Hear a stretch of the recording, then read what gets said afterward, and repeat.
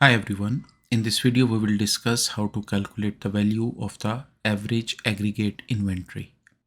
We have the information for a distribution center that experiences an average weekly demand of 50 units for one of its items.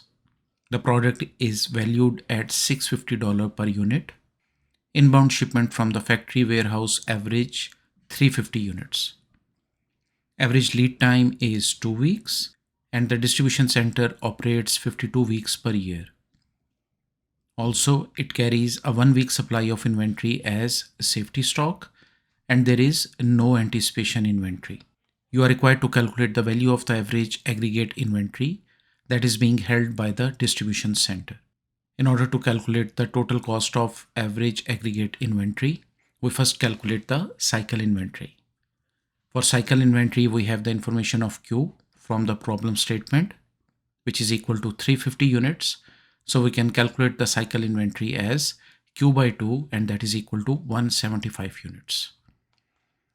We know that there is a safety stock of 1 week supply that is equal to 50 units, and there is no anticipation inventory. We calculate the pipeline inventory by multiplying the average demand, that is 50 units per week, with the lead time, that is 2 weeks. So the pipeline inventory is equal to 100 units. So the average aggregate inventory is equal to 175 units, that is cycle inventory. Safety stock inventory, which is 50 units. There is no anticipation inventory, so we do not have any value for the anticipation inventory. And the pipeline inventory is equal to 100 units. And the sum is equal to 325 units. We can calculate the value of the aggregate inventory by multiplying the cost of 1 unit, which is $650. So the value of the aggregate inventory is approximately equal to $211,000. And this is how we calculate the total aggregate inventory cost.